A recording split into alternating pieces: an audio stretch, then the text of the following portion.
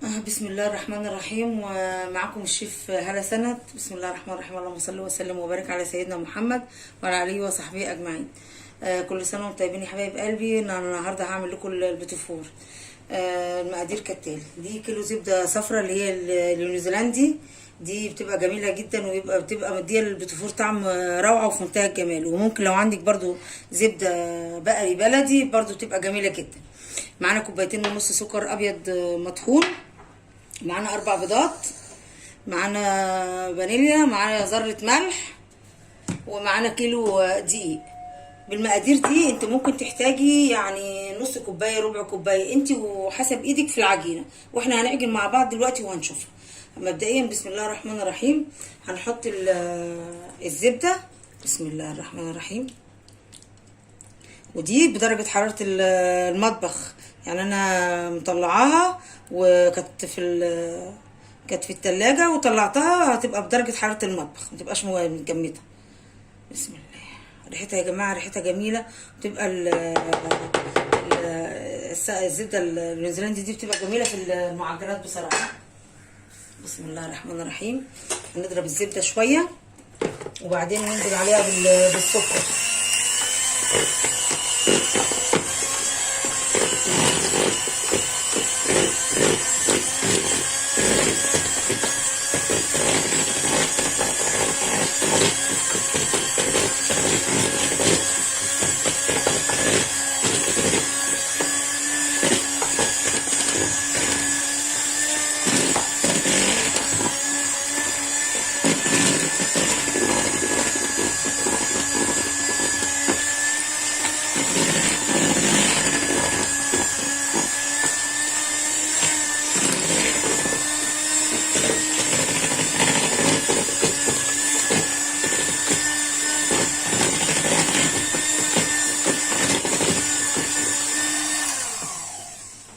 هننزل دلوقتي بالكوبايتين ونص سكر اللي هم 340 جرام. يعني اللي انت عايزه تعملي بالجرام، الكوبايتين ونص سكر دول 340 جرام. انا لسه وزنهم على الميزان.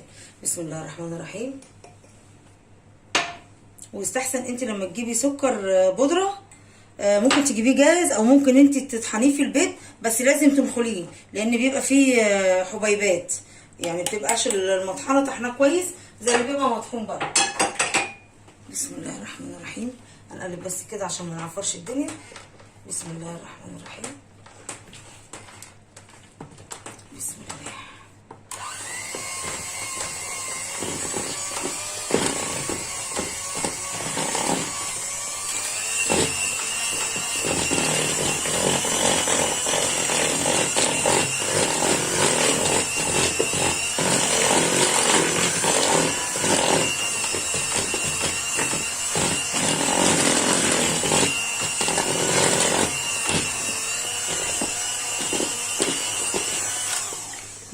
لو انزل بيها الجناب بس.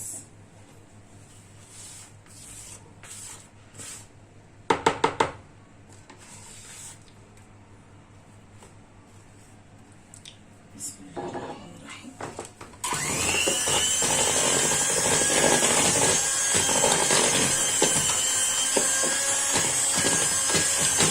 انا السكر انا برضو نخلاه برضو عشان ما يكونش فيه تكتلات او حاجه وتعمل في العجينه.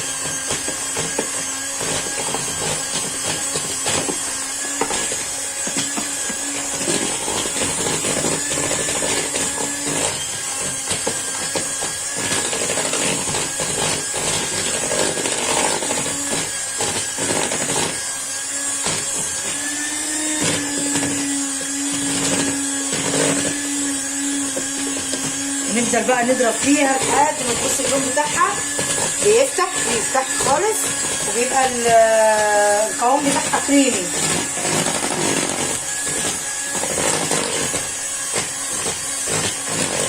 هخلصها ضرب وهرجع لكم تاني قبل ما نحط البيض ونحط المكونات الباقيه. ماشي. بسم الله الرحمن الرحيم. بصوا القوام بتاعها بقى عامل ازاي. بصوا القوام بقى كريمي خالص، وانا لميت الجناب اول باول، كنت بلم الجناب بتاعت الطبق. بسم الله الرحمن الرحيم. دول 4 بيضات، احنا ممكن ننزل ببيضه وعليهم فانيليا. بسم الله الرحمن الرحيم. لحد بس ما تشوف العجينه في في السكر والزبده، وننزل بايه بواحده كمان ونسويها برده كده.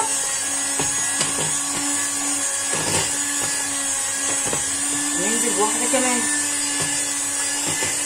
هو لا ينفع البيتيفور ولا ينفع يتعمل ببياض لوحده ولا ينفع يتعمل بصفار لوحده، لازم البيضه كلها على بعضيها. الصفار بيدي طراوه للعجينه، والبياض بيديها طبعا الهشاشان مع ان هي تبقى هشه. بسم الله الرحمن الرحيم. ودي بيضه كمان، ودي البيضه الرابعه.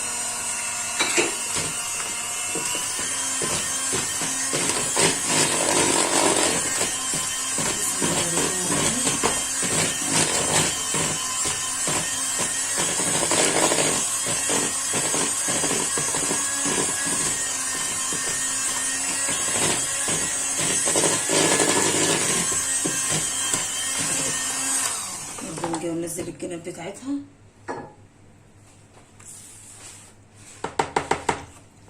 بسم الله.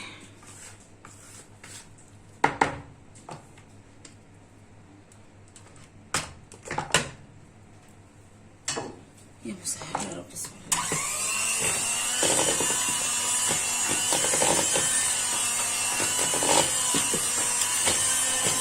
بصوا قوام الزبده والسكر والبيض بقى عامل زي الكريمه بالظبط.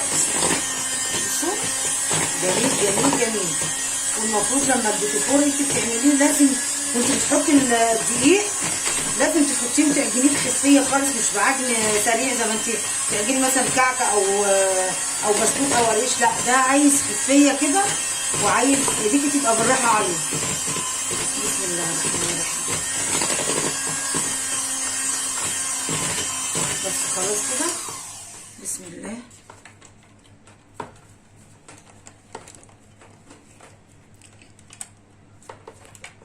ماشي، رجعت يا جماعه خلاص اهيت بقى. بسم الله ما شاء الله.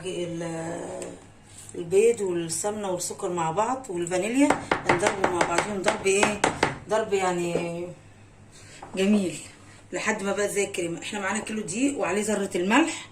احنا هنحط الدقيق. بسم الله الرحمن الرحيم. ده كيلو دقيق بيعمل 4 كوبايات، 4 كوبايات وربع. بسم الله الرحمن الرحيم. احنا مش هننزل برضو بالدقيق كله، لان انا هاخد جزء من العجينه هعملها بالشوكولاته، لان هزود على الشوكولاته. انتوا عارفين ان الشوكولاته ولو اتحطت العجن كلها دقيق وده كله مع بعض وخدت تاني واتحط الشوكولاته هتنشف العجينه. ودي معلقه نشا اضافه حلوه برضو للبيتيفور، جربيها تعجبك قوي. بسم الله الرحمن الرحيم. هغسل ايدي واجيلكوا بقى نهايه.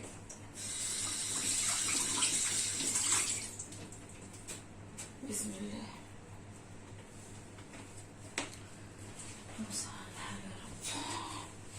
بسم الله الرحمن الرحيم.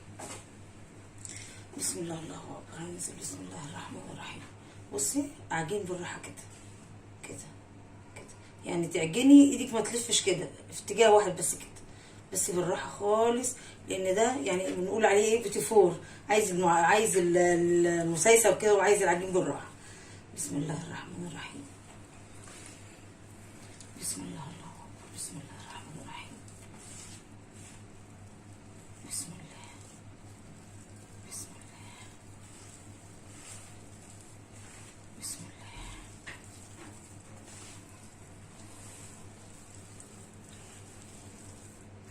البيتيفور يا جماعه مكوناته سهله زي ما انتم شايفين، وهو سهل والله، سهل يعني مفيش فيه صعوبه ولا فيش فيه حاجه، يعني سهل خالص زي ما انتم شايفين. بسم الله الرحمن الرحيم. لسه محتاجين برضه حبه الدقيق، نحط حبه كمان، وبعدين هناخد برضه ايه حبه للنشا للشوكولاته.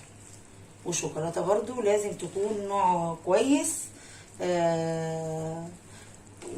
وقبل ما تحطيها على الدقيق والعجينه تنخليها برضه، عشان ما يبقاش برضه فيها ايه تكتلات وتبقى تعمل حبيبات او حاجه في العجين. بسم الله. وممكن برضه انا حطيت كيلو دقيق، ممكن العجنه دي تحتاج كمان 100 جرام 50 جرام دقيق، على حسب نوع الدقيق برضو بتاعك. بسم الله الرحمن الرحيم.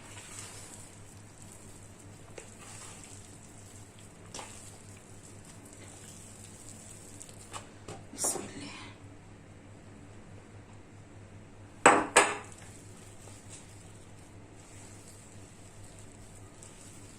بسم الله الرحمن الرحيم.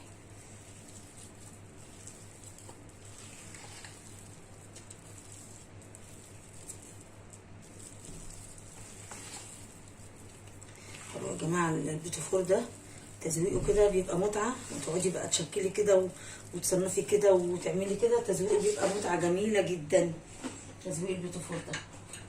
بسم الله الرحمن الرحيم. هناخد بس حته كده ايه في الطبق هنا، دي اللي احنا هنعملها بالشوكولاته اهي. لسه بقى هحط عليها الشوكولاته بس نخلص العجنه دي. بسم الله.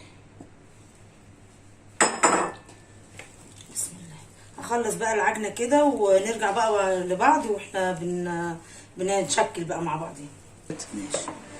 دي يا جماعه خلاص كده، دي خلصت العجينه اللي هي البيضه، وشايفينها بسم الله ما شاء الله عجينتها جميله جدا زي ما انتم شايفين كده. ودي اللي هي الحته اللي هي اللي بالكاكاو، دي كده دلوقتي دول معلقتين كاكاو، طبعا نوع كويس بس انا مش عايزه اقول برضو النوع يعني. بسم الله الرحمن الرحيم.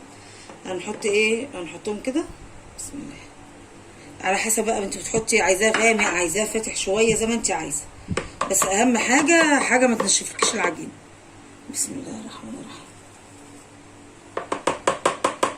بس خلاص هنقلب بقى ايه بالراحه خالص كده على الهادي. بسم الله. بسم الله الرحمن الرحيم.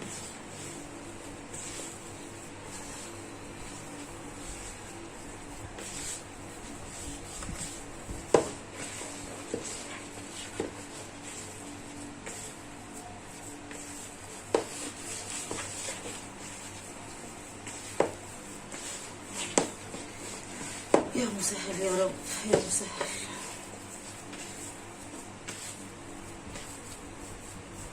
قد ايه بتبقى ريحه البيتي فور اللي هو بالشوكولاته ده وهي بتستوي في الفرن، قد ايه بتبقى ريحتها جميله، وتطلع كده بقى ايه تاكلها وهي سخنه كده او دافيه، بتبقى جميله جدا، جميله جميله جميله. بسم الله ما شاء الله، مقاديرنا مظبوطه كلها وما شاء الله. بصوا عجينتها جميله جدا، عجينه حلوه كويسه. هجهز بقى الصواني ونرجع بقى ايه نشكل مع بعض. بسم الله الرحمن الرحيم. ورجعنا يا جماعه تاني اهوت، انا شكلت صينيتين وحطيتهم في الفرن، ونشكل التالتة معاكم اهي. بسم الله الرحمن الرحيم. جميله شكل الورده، بصوا عامل ازاي. بسم الله.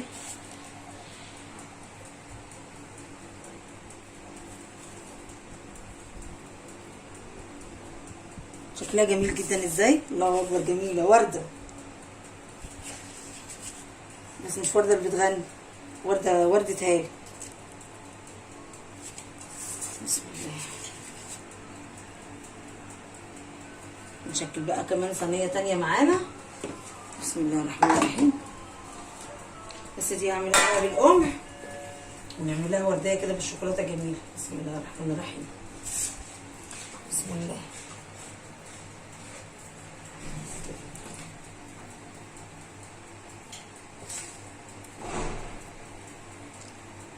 ريحته مش قادره اقول لكم يا جماعه، ريحه البيتي فور ريحته جميله جدا.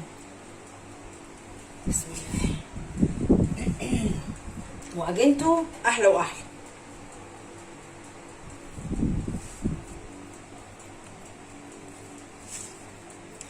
بسم الله. انا ممكن كنت اعمل بالمكنه، بس مكنه البيتي فور بحس انها بتبقى مقلله بركه العجينه، مش عارفه ليه، بحس ان هي بتبقى بتسفح العجينه، وبتبقى البيتي مش قد كده، بتبقى تخينه، وبتبقى على حسب التكه اللي هي بتاعت المكنه، او على حسب استعمال ايدك فيها.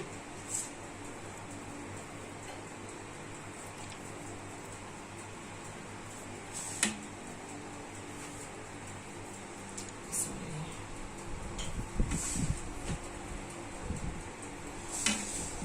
الله الله على الروايح. على فكرة يا جماعة الروايح ديت بتلعب دور هام في حياة الواحد بصراحة، بالذات حاجات الأكل ديت وكده، بتبقى روايح بتاعتها جميلة طبعا، وحاجة انت عاملاها بإيديكي، وحاجة نضيفة وحاجة جميلة. يعني بصوا حاجة كده من الآخر، فاخر من الآخر، ما شاء الله جميلة. الله أكبر.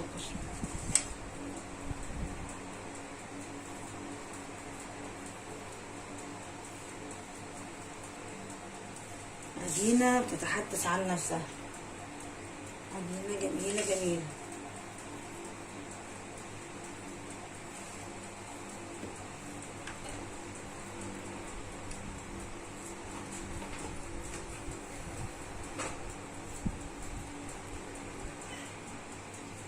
نعمل بقى لها وردية كده جميلة كده صغننة،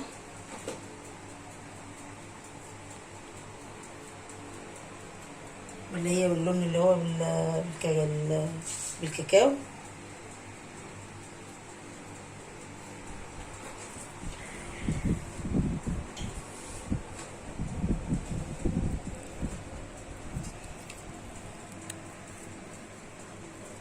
دي بتديها شكل جميل.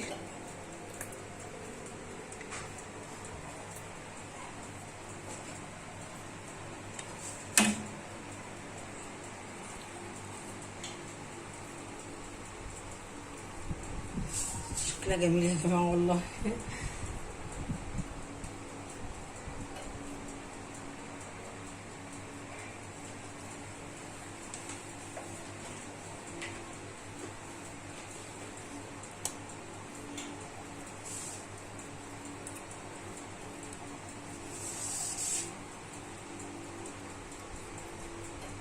احنا بقى معانا برضو التشكيل بقى اللي هو اللي هنزوق بيه النهارده، شوكولاته فرموسيل بني، وشوكولاته فرموسيل ملونه، ومعانا فستق، ومعانا جوز هند، وفي بقى شوكولاته سايحه بيضه، وشوكولاته سايحه بني، وهنظبط المسائل يعني، هنظبط ايه المسائل.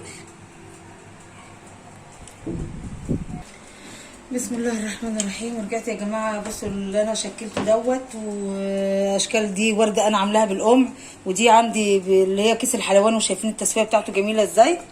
بصوا تسويته جميله الله اكبر. ودي برده كده دي بيض، العجينه البيضه، وعملتها بورده شوكولاته.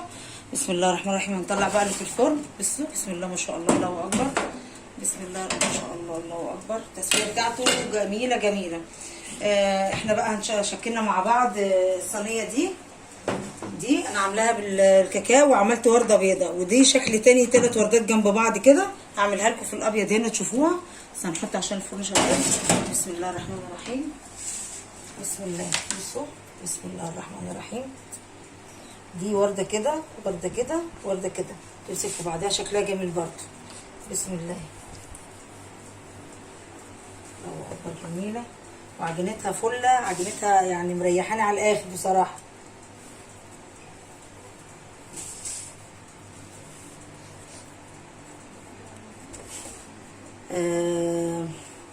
البيتفور ده يا جماعه يعني حاجه جميله، بتتعمل بسياسه كده، وبتتعمل بحنيه في العمايل، في التزويق بتاعها، في التسويه، في العجن من الاول خالص. الحلويات والحاجات دي بتتعمل كده برقه كده وجمال يعني.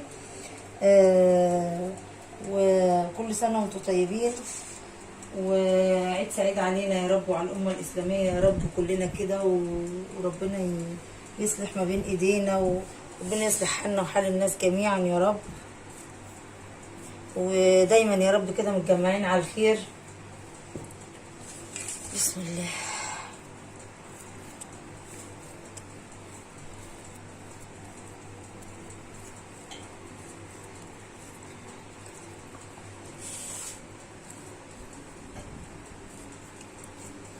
جميله دي جميله قوي. انا بقى بحب شغل الام، ما بحب شغل المكنه في البيتفور بصراحه.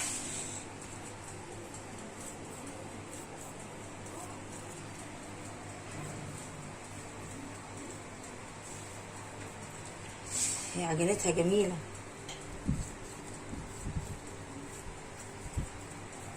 الله.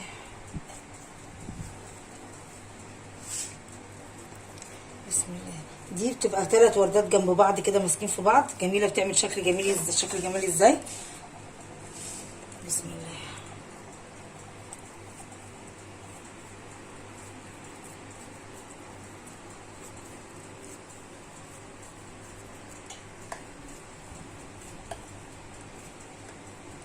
بسم الله الرحمن الرحيم.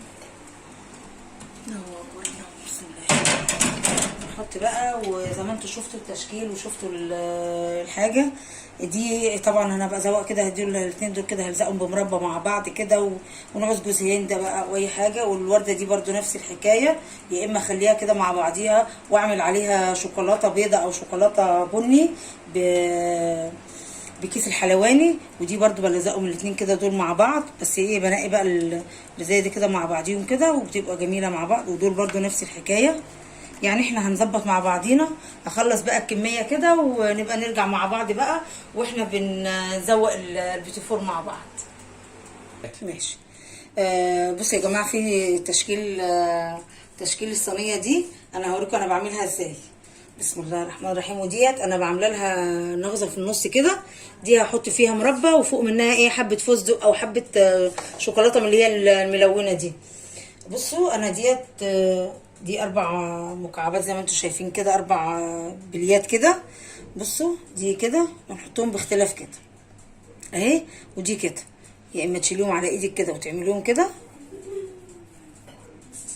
اهي، يا اما وتنغزيها النغزه دي كده شكلها جميل قوي ازاي، يا اما على الرخامه. اهو الرخامه عندي نظيفه. بسم الله الرحمن الرحيم. بصوا شكلها جميل وشكلها حلو قوي بصراحه، عجبتني وقلت ايه لازم ايه اوريها لكم ونعملها. ودي احنا قلنا هنغزها نغزه من هنا كده جميله كده، ونحط فيها مربى واحط فيها شوكولاته فرماسيل او مكسرات. يعني فوق المربى انا هزوقها اي حاجه، احنا مع بعضينا وهنزوقها ان شاء الله. بصوا يا جماعه الكميه اللي انا عملتها اهي. ولسه برضو في تاني انا بخلص في حاجات تاني. هنخلص بقى كله كده مع بعض. وهرجع بقى ايه واحنا بنزوق البيتيفور. بسم الله الرحمن الرحيم. معكم الشيف هالة سند. وانا دلوقتي ابتديت ازوق في البيتيفور اللي احنا كنا عملناه امبارح. انا قفلت دول كده زي ما انتم شايفين بمربى وقفلتهم، فاحنا هنعمل مع بعض. ولسه انا هزوقه تاني. انتم شايفين اهوت الشوكولاته الفورماسيل ملونه، شوكولاته البني، فستق مجروش، جوز الهند. فانا هزوق معاكم كده عشان تشوفوا بلزقها ازاي. بسم الله الرحمن الرحيم كده اهي. نحطها كده نركنها ونزوق دي. بسم الله الرحمن الرحيم. دي انا شايفين عاملاها دي بورده بيضه من هنا، فلازم يبقوا الاثنين اتجاه ايه، الاتجاه واحد. بسم الله الرحمن الرحيم. والشكل دوت احنا قلنا ان احنا هنحط فيه مربى من هنا كده اهو اهي، وهنعمله كده اهو. شكلها جميل اهيت. ممكن برضو نعملها بالفستق اهي. بسم الله الرحمن الرحيم. شايفين شكلها جميل ازاي. وممكن تاني شوكولاته الفرماسيل الملونه لان هي فيها البني والابيض. بسم الله الرحمن الرحيم اهي. بصوا عملت اشكال وعملت حاجات جميله ازاي. ودي برضو اللي هي عامله زي البسكوته دي اهي. بصوا كده اقفل. على فكره هو البيتيفور سهل، مفيش فيه حاجه، مفيش فيه اي صعوبه صدقوني والله. وبتبقى متعه جميله قوي ان انت تقعدي الحاجه اللي انت عملتها بايديكي تقعدي تزوقيها بايديكي كده وتظبطيها وتوريها لحبايبك وتوريها لحبايب المشاهدين اللي بيشوفوني كده. بسم الله الرحمن الرحيم اهي كده. دي جميله. وانا كمان حاطه على البوتاجاز بسيح شوكولاته بيضه وشوكولاته بني، بسيحها عشان هعمل بيها هزوق بيها كده قدامكم برضو، بس هي لسه على النار. فانا هخلص دول وهقوم بقى ازوق الباقي واحنا مع بعض. خلاص يا جماعه، انا خلصت تلزيق البيتفور زي ما انتم شايفين كده. كله انا لزقت اهوت. وطبعا احنا معانا شوكولاته فورماسيل ملونه، شوكولاته بني، بص الهند، وفستق مجروش. واحنا دلوقتي عاملين حمام ميه. احنا دلوقتي حاطه ميه بتغلي اهيت، ودي بوله ازاز. وهنا برضو لقينا انا هسيح شوكولاته بني وشوكولاته بيضه. بسم الله الرحمن الرحيم. بسم الله. كسري كده.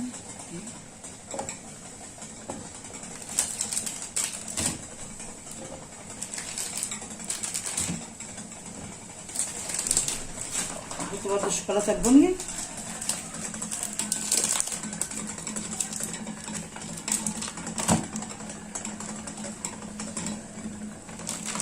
دي كده الميه ما تطولش الشوكولاته، هي بتسيح. بصوا ابتدت تسيح اهي.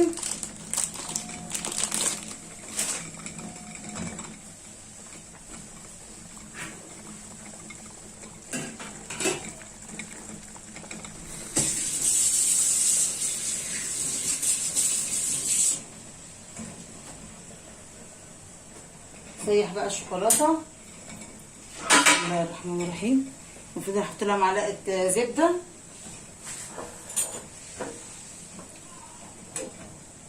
بسم الله. دي زبده اهي، حطيت معلقه هنا ومعلقه هنا عشان تسيحها اهي. ساحت خالص جميل، تسيح اهي.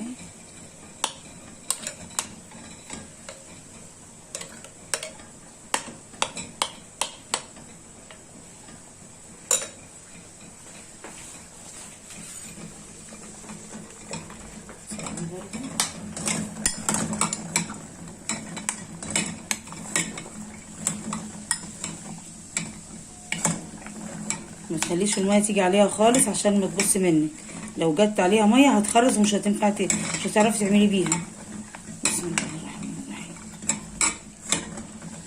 هنخلص بقى تسيح الشوكولاته زي ما انتم شايفين كده، ونرجع بقى واحنا بنزوقها ان شاء الله.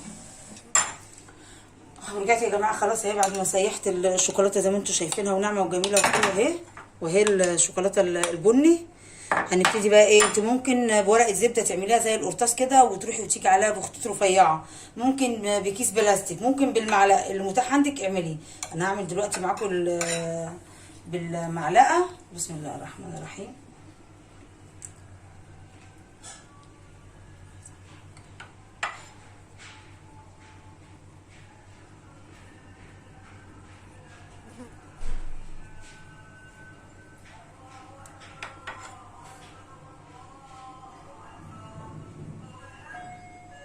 شوكولاته بيضه، شوكولاته بني، اللي انت عايزاه اعملي بيه، جميله وحلوه ومتاح قدامك. حاجه بصي انت يعني، بصي شكل كده عشوائي كده تبقى جميله جدا اهي.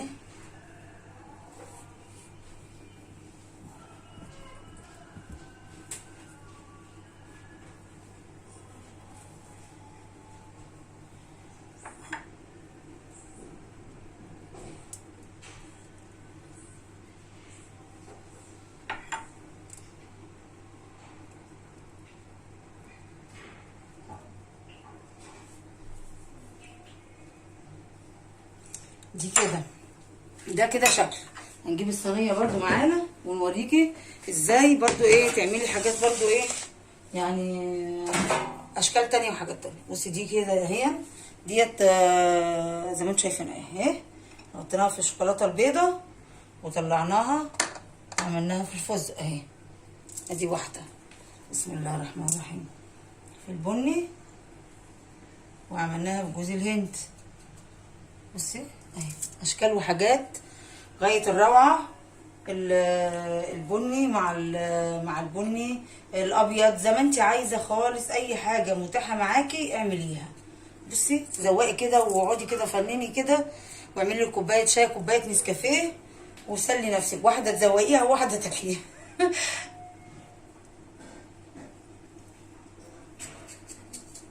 دي شوكولاته اللي هي الفورماسيل البني، جميله خالص اهي.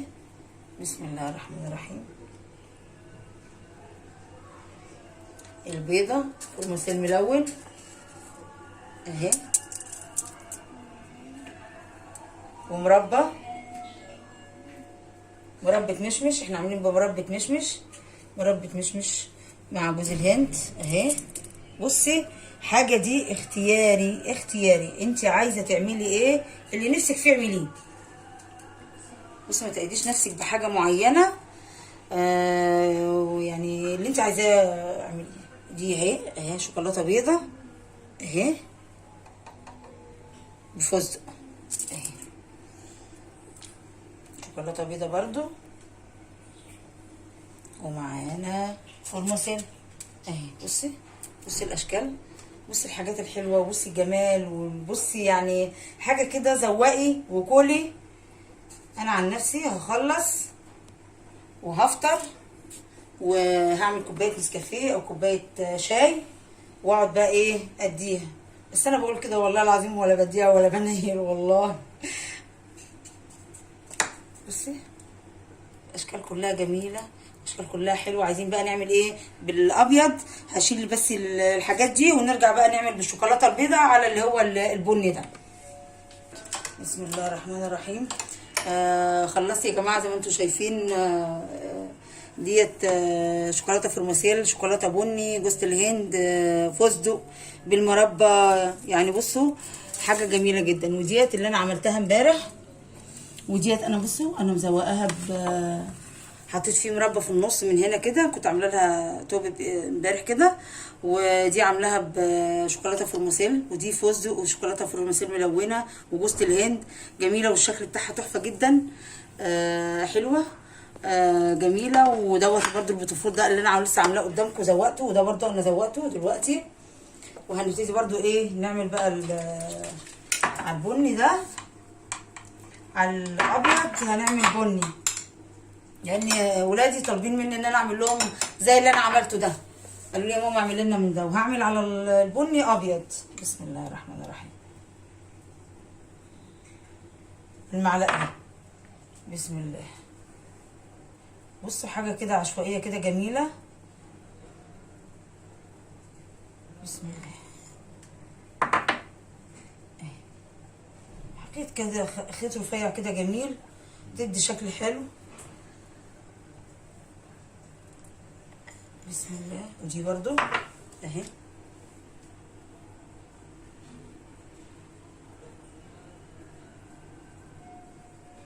فن، يعني بصوا فن وحاجه جميله خالص. بصوا شكلها جميل قوي وشكلها شيك جدا. بقى نشوف بقى دي نعمل البيضه بالبني اللي هي الكاكاو. بسم الله الرحمن الرحيم اهي.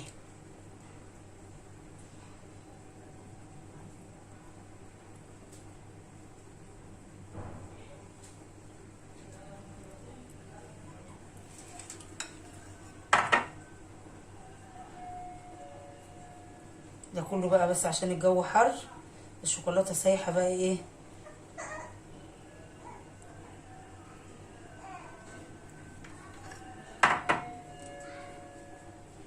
الله الله الله الله الله الله على الجمال والحلاوه وعلى الرسم. بصوا رسمه يعني رسمه مهندسه. يلا بالهنا والشفا، بالهنا والشفا. انا عايزاكم بقى كومنتات كده وتقولوا لي ايه رايكم في الحاجات الحلوه اللي انا بعملها لكم دي. سبسكرايب ولايك وشير يعني حاجه والله على قد ما هي متعبه، على قد ما هي ان انت بعد ما تخلصي كده الشغل ده يبقى شغل ايدك وتبقي انت فرحانه بحاجه زي كده. كانت معاكم الشيف هالة سند، وده البيتفور. وبسم الله ما شاء الله ده كيلو، وما شاء الله عامل كميه كبيره. يعني انا واثقه ان هو ممكن يعمل لك 2 كيلو بالتزويق بالزواق والحشو والحاجات دي. ما تنسونوش بقى بلايك وشير، وكل سنه وانتم طيبين، وعيد سعيد علينا وعلى الامه الاسلاميه يا رب. بسم الله الرحمن الرحيم. كل سنه وانتم طيبين.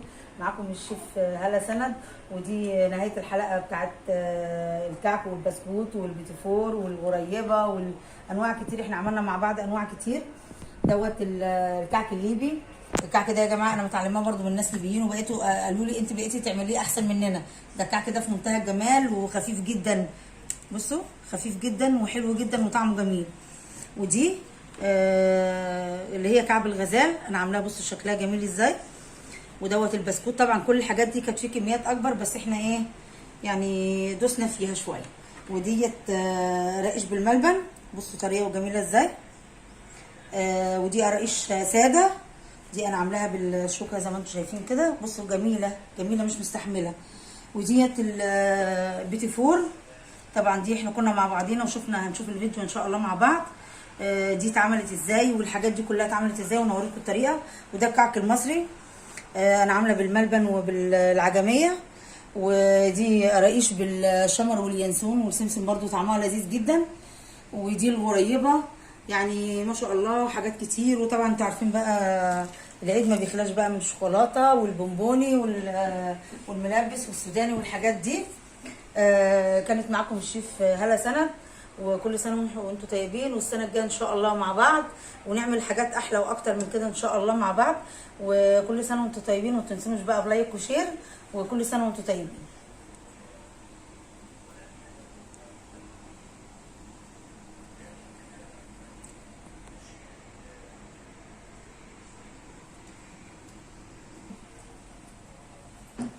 يلا كل سنه وانتم طيبين، ما تنسونوش بلايك وشير، وكل سنه وانتم طيبين يا حبايب قلبي.